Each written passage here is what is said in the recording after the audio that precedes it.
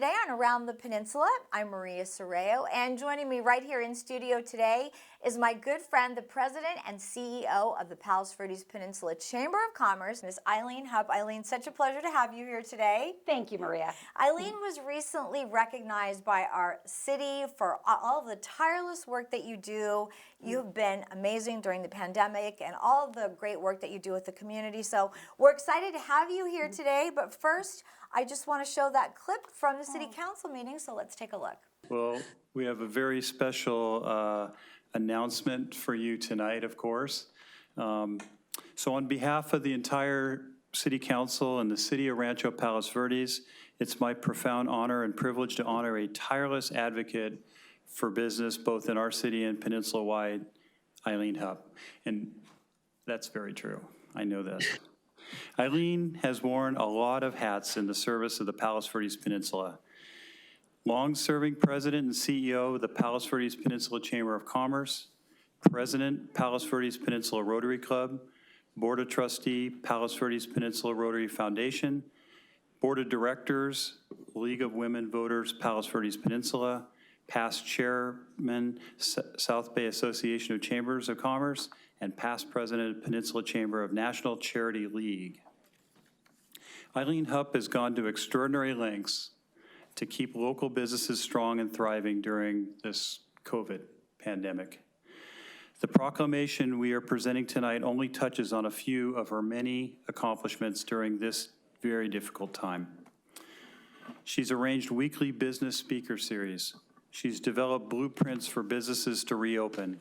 She's coordinated a great Peninsula takeout campaign to support local restaurants. She pivoted the chamber networking to a virtual platform. She moved the highly acclaimed Young Entrepreneurs Program to a virtual format, graduating 25 local middle and high school students. She's brought Safe in the South Bay to the Peninsula, a self-certification program for businesses to demonstrate their compliance with health protocols. And she also co-hosted with the League of Women Voters a series of candidate forums covering all the November Peninsula elections. It's my great pleasure to present Eileen with this proclamation, honoring her for all she has done and continues to do for local businesses. Thank you, Eileen. Thank you, Mayor Cruikshank. I have it right here. Please. Okay, may I say a word of gratitude? Is that okay? You can say whatever you like. Oh my gosh, you're amazing. Thank you so much. I just want to say I'm truly overwhelmed by your words and by what is written on this proclamation. When I picked it up today, I was in tears in the car. Just amazing. I'm so touched by this recognition. And I just want to say that so much of what I was able to accomplish this year was because of strong collaborations, such as that between the Chamber of Commerce and the City of Rancho Palos Verdes. And I really want to thank and acknowledge Mayor Cruikshank, the Rancho Palos Verdes City Council, and of course, the amazing city staff for your ongoing proactive and innovative support for business. Your city has clearly shown that when business and local government work together, the result is a stronger community. Thank you so much for this honor. I greatly appreciate it. Thank you, Mayor Cruikshank. Thank you so much, Eileen. And, thank you for saying that, because I think a lot of times about our city staff, I think a lot of times people forget that local governments are the ones that really can look after our local businesses. And I remember from the beginning of this, and I was working with the Mayor Pro Tem as well, we had many, many phone calls and discussions with our city manager, Ara Maranian, and I know that in his heart, he wanted to help the businesses too. But it was your tireless efforts that kept us going, Eileen, so thank you so much. Okay, thank you so much, Mayor, and to the City Council and the city staff. I appreciate it. Thank you. You bet. I think a few of us want to say a few more words. So Mayor Pro Tem Alegria. Thank you, Mr. Mayor. And Eileen, congrats. This is well deserved. Something special happens when mission and passion align, and you really do truly embody our community and the work that you do for the businesses. And as the mayor noted, I sort of reflect back, a couple years on the work that you and the chamber have done, for instance, to sponsor candidate forums and so forth and promote democracy here. But what sticks out to me most is the work that you did really at the beginning of the pandemic to help create guidelines for local and small businesses that we're struggling with and trying to understand how to respond to and prepare for a potential reopening. So I applaud your proactive nature, and I think we're all the better for it. So thank you for all your efforts. Thank you for those kind words. Thank you. Wow. Anyone else? Yeah, sure. Councilman Bradley would like to say a few words, and then Councilman Ida. Eileen, I knew what you've done for the city and for the peninsula, but I had no idea that you haven't slept in the last 30 years after listening to Mayor Cruikshank's description of your resume. That is truly awesome, and I'm in awe, and I thought I was busy. Congratulations, and thank you for all you do. Thank you. And it is true, I don't sleep. Very nice. Councilman Dida. Yes, again, congratulations, Eileen. I think all the things you have done for the Peninsula and for Rancho Palos Verdes is a legacy that's to be envied by everyone else. So congratulations. Okay. Thank you. Okay, very good. Councilman Dida, you may want to check your microphone, see if it's on. I don't think it was on. I'm sorry, I didn't have it on. I didn't have it on. Anyway, congratulations, Eileen. I think all the work you've done for the Peninsula and the city of Rancho Palos Verdes is a legacy somebody else is never going to match. Thank you so much. Thank you. Okay, thank you. Did you want to say a few words? No, and Eileen, I'd like to reach out and just thank you for all your collaboration. I know you and I spent a lot of time early on during the pandemic and trying to help businesses, and I appreciate all the support and guidance you provided me and the city. So thank you. I know you are so dedicated to the Peninsula, and we're very appreciative of it. Thank you, Aura. The city of Rancho Palos Verdes sets the standards for local government. So thank you for working with me. I greatly appreciate that. Eileen, you are so deserving of this recognition, and really, I'm so excited that they did this for you because, let's face it, your job, I always tease you that you never sleep because you work 16 hours a day, but especially during this pandemic, it has really been so difficult, and you and I have been doing shows for the last 6 months talking about businesses and how they could make adjustments so they could stay open or do takeout or whatever. But I kind of wanted to just back up a little bit and just talk about you, because we love you and you are so amazing. When you first took this job on, what did you sort of foresee it to be like? Oh, that is a great question, Maria. So going back actually almost 10 years ago when I started at the Chamber, I knew it would be a position to work with our businesses, our local government, and our nonprofits to connect people and bring them together for the betterment of all. And that's what I love to do. I get my energy from working with people and connecting people. She sure does. Oh my gosh. And so that's really what I thought it would be. Beyond that, I had no idea. Most of my career has been taking jobs in things that I actually haven't really done before and figuring it out as I go, which is what I love. I love new challenges. I love creativity. I love starting things and building them from the ground up. So, so with that, I jumped in, and it has been all that and a whole lot more. Interesting. What was your background like before the Chamber? Thank you. So I spent about 25 years in corporate America. I started out as doing econometric consulting for large industrial companies in the Midwest, General Motors, International Paper, Kimberly-Clark, et cetera, building econometric forecasting models to produce or to project demand, to look at supply lines, things like that. From there, I actually was recruited away to work for the CEO of Marshall Field & Company in Chicago. And my heart was always in retail because that was the business that my dad had been in. Wow. And so I went there and I worked for the CEO doing mergers and acquisitions, implementing a strategic planning process, market analysis, real estate expansion, et cetera. Stayed in the retail industry for about 20 years, was recruited out to California to work for another retailer. Anyway, that's kind of how it all evolved. That was how I ended up in the South Bay. Had a consulting firm with several partners focusing on small and medium-sized businesses. And at the right time, someone approached me and said, hey, would you like to be CEO of the Chamber? And I thought, sure, sounds good. Right here in the community. Yeah. Perfect job for you. That's why you like to shop. So you're good at communicating and with the businesses. When you sort of look at this as an overview, let's take it up to this year. What has been the biggest challenge for you? This year, well, I think the biggest challenge has been just the really heart-wrenching work of being with our local businesses throughout this Right. time. They have been whiplashed and whipsawed with and jerked around with constantly changing. You're open, you're not open, you're closed, you're at this capacity, you do this, you do that.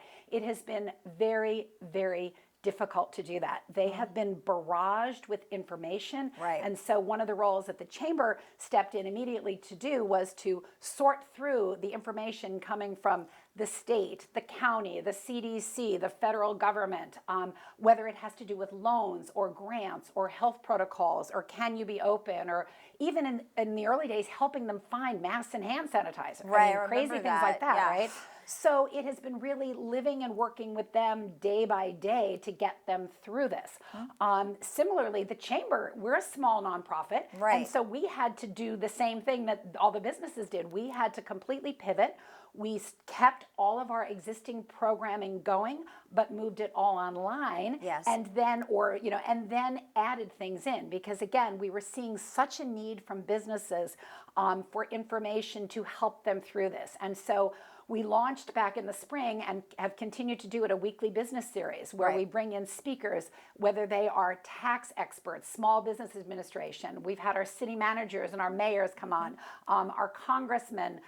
We had the state insurance commissioner. We heard Laura come and speak. So to answer questions and speak to our businesses every single week, because they need so much information and they don't have the time to go get it and to sort through it. And like you said, there's been so much information Absolutely, that yes, it's yeah. hard to sort of like wade through all of it. Yeah, Now, exactly. For people that don't know, the chamber does really so much, including the street fair, so many big events. How have you had to really adjust and make changes for not being able to do those kind of things this year? Yeah, well, that's a great question, because again, as a small nonprofit, we lost a huge percentage of Right. our actual revenue. And so we'd already been running very lean and mean. We always do. We're a nonprofit, but we had to dial it back and figure out how do we do business differently, and keep going, to keep the chamber going, as well as to keep supporting all of our local businesses. So we were able to move most of what we do online, and then we added things. So for example, you're right, we couldn't do the street fair, but we did an open air marketplace in October, which was phenomenal. It was the first event of its kind, to my knowledge, approved in Los Angeles County. It was, yes. Also had not yet been done in San Diego, in the Inland Empire, whatever. And we worked very, very hard with the County Department of Public Health to get approval for this. But it was essentially like a farmer's market, other than it was businesses, other than food, that were able to sell. So whether it was the local State Farm Insurance Agency or a nonprofit or someone who has a home-based business who has had no ability to sell things to people and interact with customers face-to-face, it gave them an opportunity to sell and do business, face-to-face with people that they didn't have. One of our local hair salons that already has been around for 20 some odd years and has an established practice, he picked up 51 new customers that weekend. Amazing. 51 new customers. Amazing. Another woman who sells cookware out of her home, she picked up 27 new clients. So that was huge. It was a lot of work, but a huge event for us to be able to do. So we've been trying to add those kinds of things on. We've done the Great Peninsula Takeout in collaboration with the cities to promote takeout from our Right. local restaurants. Yes. We've done a virtual sidewalk sale. Now we're doing a virtual holiday shopping catalog Love online. that. We've brought the Safe in the South Bay program to the community, which is a collaboration with other South Bay chambers and the Beach Cities Health District to allow businesses to self-certify and state that they are following the health protocols for their employees and for their customers. And then they get a logo from the chamber that they can put in their window, and they can use that on social media and digital marketing as well. Again, just to assure the community that they're doing everything they can to keep people safe and still stay in business. And I know that the one event you had hand sanitizers, you had masks for everybody, you Everything, took the yes. temperature, everything was Absolutely. safe. Yes, absolutely. So because again, we want everyone to be safe, but we also have to have a balance with supporting our local businesses.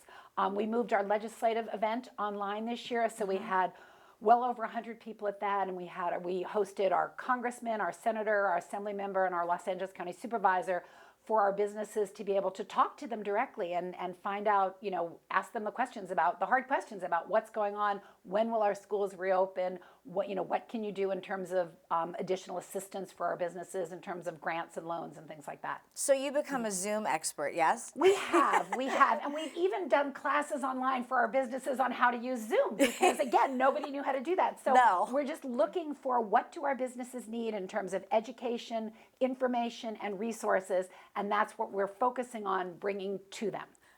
So many of your other events are also online. The Young Entrepreneurs Program. yes, Tell us a little bit about that Yeah. and how you sort of adjusted that. Yeah, no, thank you so much for that, Maria, because we're actually about to launch it again right after January. Right. So the Young Entrepreneurs Academy, as you know, is a program for local middle and high school students. We've run it for 8 years. We've had over 200 students graduate from the program, open to 7th through 12th graders. And this year, the program usually runs from January through June, early June. At the street fair, actually, we let them have a trade show and Exactly. sell their products. Right. So what happened this year was obviously everything shut down in March. So we took about a month and a half hiatus for the kids because they were really focusing on doing their schoolwork with distance learning and everything was up in the air at that point in time. But we told them we would reconvene, pick up where we left off as soon as school got out. So we did that. So we brought them back in June, held classes for them weekly, virtually. And what we did was our investors panel, which normally would be in person in the ballroom at the beautiful Trump National Golf Club with 200 people, Right. we moved it online. And so we taught these students how to effectively present and pitch their businesses via Zoom. Amazing. Everything from the camera position to the lighting to how they were going to display their product because they couldn't hand a sample or a prototype to the judges. They had to demonstrate how it works. So it was a huge learning curve for them, but we're teaching them to be entrepreneurs. So why wouldn't we teach them how to do this, right? And They they're have to probably know. really good at it. They were, but it was really interesting because it's different from being in a Zoom classroom Sure. and listening to your high school history teacher, or give a presentation there than to kind of present to a panel of judges and have them, virtually judge you. So we set up the judging, we did everything online. The students presented, it was about a 3-hour program, over 100 people attended, and the students pitched their businesses and received, I think, a total of about $13,000 in funding. So to Wow. start their businesses. So You very know, cool. Some people Yeah. that have been on Zoom have said in some ways it's a good way to communicate because you're sort of focused in one-on-one. Correct. Because you were such a good communicator, have you found that to be true? That's a really interesting question. I think just kind of dialing back to, kind of back to March and April. A lot of people were just shutting down and saying, okay, we're just going to wait till this is over. Exactly, which we or we're couldn't gonna- do. Exactly. Yeah. And I looked at it as, you know what, this is the hand we've been dealt. And this now more than ever is the time for bold and creative leadership. And if you don't take bold and creative leadership, regardless of what sector your business is in, you are not going to survive this, or you're not going to survive it in any way that you would anticipate. So I kind of looked at it from how do we do things? How do we find, how do we make lemonade out of the lemons, basically? Right. How do we look at things in a new, completely different way? So with respect to Zoom, you're right. People were like, oh, you can't get that personal connection. Okay, well, you're right. You can't have that. It's harder to have that spontaneous conversation. It's not a face-to-face. It's not a face-to-face, but it can be a face-to-face. And we have been able to connect businesses virtually by introducing them. We're still doing all of our monthly networking events. We're setting up smaller groups. We're doing breakout rooms. We're finding ways for people to do business with each other. But also, another way that has helped us is by we can bring in speakers and experts who we wouldn't normally be able to do. Okay, Right. I'm not sure I would have been able to get the state insurance commissioner, Ricardo Lara, to come to PV to do a speech or a talk with our businesses. But I could get him to Zoom in and talk directly to our businesses. Or similarly, the day that the PPP loans went live back in, when was that, late April? We had an expert on PPP loans from the Small Business Administration from the Sacramento office who Zoomed in and spoke with our businesses. So you have to look at it as, you don't have that spontaneous conversation with someone that you might have at a face-to-face event, but if you do it right, you can absolutely connect with people. You can look them in the eye. I mean, there are techniques. You can look them in the eye. You That's can right. connect with people. and you can still do business together. And if you don't, then you're just, you're kind of denying reality. I mean, you have to move forward and make the best of what you have. And that's what the Chamber is working really hard to do to help our businesses do that. Were the businesses surprised that you jumped in with both feet? I don't think so, because they know us. Right. They know us. They know what the Chamber is and what we do and all of that. I mean, our membership numbers have held up very, very well. We've had lots of new members continue to join us. We're still on track with that.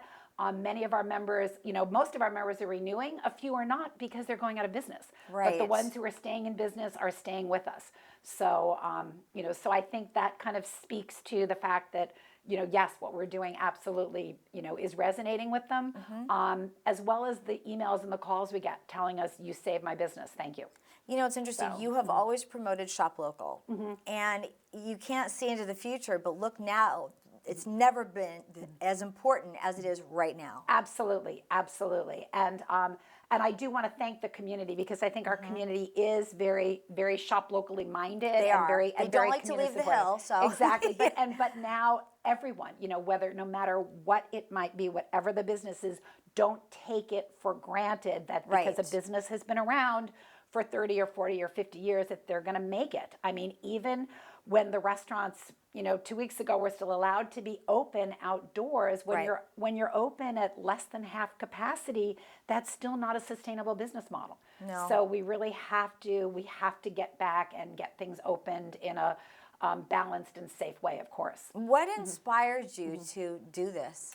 I guess that's a great question. I would say I love connecting people, and so when somebody is successful and the Chamber has helped them be successful, whether it's get a new client, find a strategic partner, figure out a new way to to market their business, whatever it might be, and we're a part of that, that's very, very gratifying. And I just love doing things that are new and different and creating new things. So whether it was bringing the Young Entrepreneurs Program or now this leadership program that we started this year, Yes. Whatever it might be, if we can do new and different things, then that's very energizing and stimulating as well. Tell us more about the leadership program. Oh, thank you. So this was something I'd had in the back of my mind for a while, and in January I said we're going to do this year. So so we did, and it's phenomenal. And I'll share an interesting story with you about it as well. The leadership program is for business leaders, community people, people who perhaps are volunteers in the community who want to learn more about the peninsula, as well as form a very strong network of current and future leaders. So it's a 9-month program. We meet monthly, and we have a different topic every month. We've got 20 people in it this year, our first year, which we are so excited, because that's about as many people as you wanted it anyway. Absolutely. So we're very, very pleased with the with the response we got from businesses. And they will be focusing each month on a different area. We started out doing a deep dive into the topic of leadership itself, and brought in some amazing speakers, and had breakout groups, and had reading lists, and all kinds of things going on, which again, you can facilitate via Zoom if you just think it through in advance. This month we're studying the history of the peninsula, everything from the Native Americans all the way through current developments, how the cities evolved, things like that. We'll be doing a deep dive into obviously the local economy, into the South Bay economy, looking at the ports and the airport, all of that.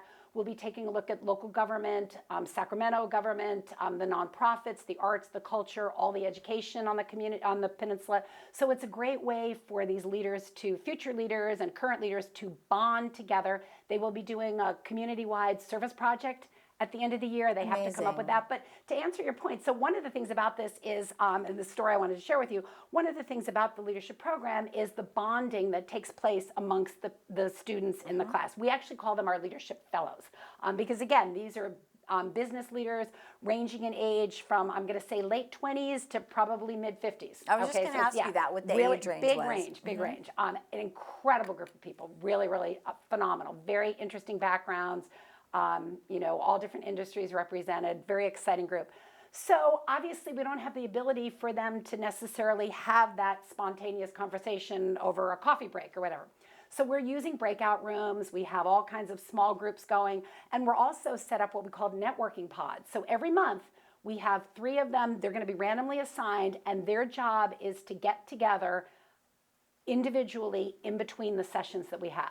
So it's up to them if they want to do it in person or if they want to do it, via Zoom or whatever, but it's giving them that opportunity to have that kind of a conversation. So it's just an example of how you use technology to achieve what you want to achieve. You just have to think outside the box all the time. You absolutely do think outside the box. Looking forward to the day when we don't have to worry so much about the pandemic, what are you excited to see again that you do that you couldn't do? Is it the street fair or is it just events in general, or what is it? Oh my God, it's all of the above. I know. It's all the above. Yeah. It's seeing in person the people that we've been seeing on Zoom or talking to.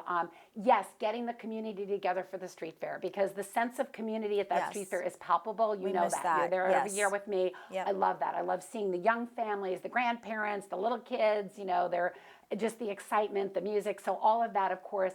But I think getting people back together, whether it's our Salute to Business Awards luncheon at Trump National Golf Club or our Economic Forecast breakfast at Terranea, whatever it might be, really, really looking forward to that. But in the meantime, we're continuing to do it. I have to ask you, you're a mom with 3 kids that are grown. Do they have as much energy as you do? Absolutely. Tell us a little about them. Oh my gosh, you're very, very kind. So my oldest, Robbie, works for Southwest Airlines. He's a flight attendant. He lives in Denver. He also runs his own travel business. He went to University of Denver for college and has stayed in Denver. So he brings hospitality to everything he does. Just like his mom. Absolutely. And I do get to see him with some regularity because he's frequently in LA. So that's awesome. That's nice. Sarah, my middle daughter, lives in Las Vegas. She is a high school history teacher at a Title I high school in Clark County Schools. She went to University of Chicago for her degree in political science, and I'm so proud of the work that she's doing to really stay connected with students through this distance learning. Amazing. Very, very challenging because she has a lot of kids in the foster system, a lot of kids who are homeless, so it's a totally challenging environment, but she's very, very dedicated. And then Emily, and you've met all 3 of them, Yeah. and then Emily graduated virtually from college this past spring. She's in New York, In hunkered New down York, in our Brooklyn. favorite place. Graduated from the New School with a BFA in acting, and she is pursuing her career in acting, stand-up comedy, and all things creative. So there you go. I'm very grateful to have 3 kids who are pursuing their own dreams. And so they're a little piece of you in all of them, really. Yeah, yeah. I think so. I know. Oh, thank you. I think so. That's great. Eileen, really, we couldn't have made it without you this year. I mean, Thank you. And really, it's true. I mean, you have just jumped in and really helped the local businesses so much because we saw over this time where people didn't know what to do.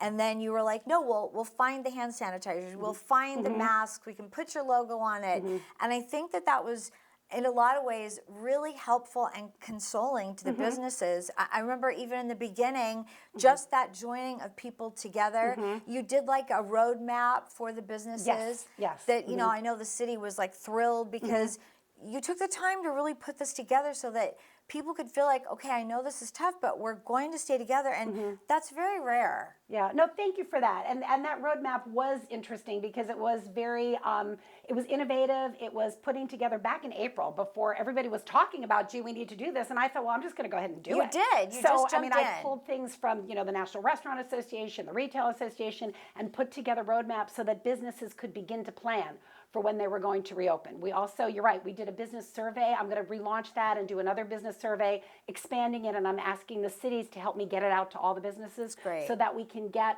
our finger on the pulse of where businesses are now and then use that to inform and work with the legislators at the county and state level to let them know what's really going on with our businesses.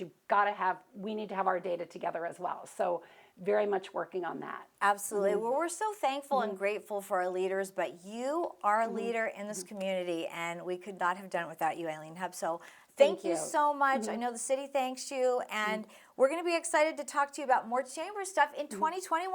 Absolutely, I'll be here. Very good. Thank you so much. Thank you, Maria. Of course. And that will do it for today's show. A big thank you to our special guest, Miss Eileen Hupp, and a big thank you to you for watching. I'm Maria Serrao, and we'll see you all in 2021.